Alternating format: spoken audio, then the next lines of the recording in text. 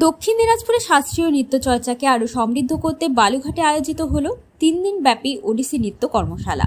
শহরের state bus terminus সংলগ্ন Nataraj dance academy প্রশিক্ষণশালায় সোমবার থেকে শুরু হয় এই কর্মশালায় বুধবার ছিল শেষ দিন।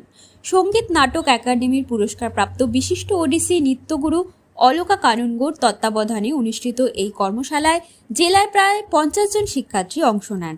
আয়োজনে ছিলেন নটরাজ ডান্স একাডেমির কর্ণধার নৃত্য শিক্ষক সুমন মণ্ডল। প্রতিদিন সকাল 11টা থেকে সন্ধ্যে 7টা পর্যন্ত চলা এই প্রশিক্ষণ শিবিরে মহাবিদ্যা, ত্রিখণ্ডী প্রণাম এবং নাচন্তি রঙে শ্রীহরি এই 3টি বিষয়ের ওপর বিস্তারিত হাতে কলমে প্রশিক্ষণ দেওয়া হয়।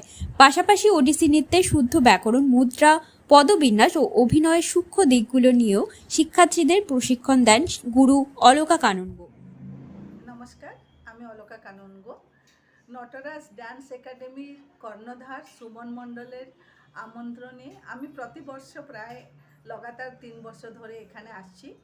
প্রতিবর্ষ যেরকম মতন এই বর্ষের মধ্যে অনেক স্টুডেন্ট জয়েন করেছে, আর তারা খুব প্রতিভাশালী বাচ্চা, খুব ট্যালেন্টেড, অনেক ভালো নাচ করছে, তাড়াতাড়ি তুলছে।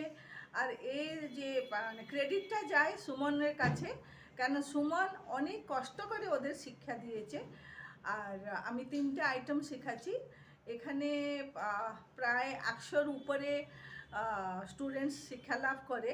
এখানে কর্মশালাতেও অনেকজন এসেছে, আর আমাকে খুব ভালো লাগছে। প্রতিবর্ষ যেরকম আসি সেই রকম এই বছরও এসেছি, কিন্তু এই বছর একটু বেশি ভালো লাগছে, কেন এরা অনেকটা শিখে গেছে। আর আমি এই জন্যে সুমন মণ্ডলকে ধন্যবাদ দিব।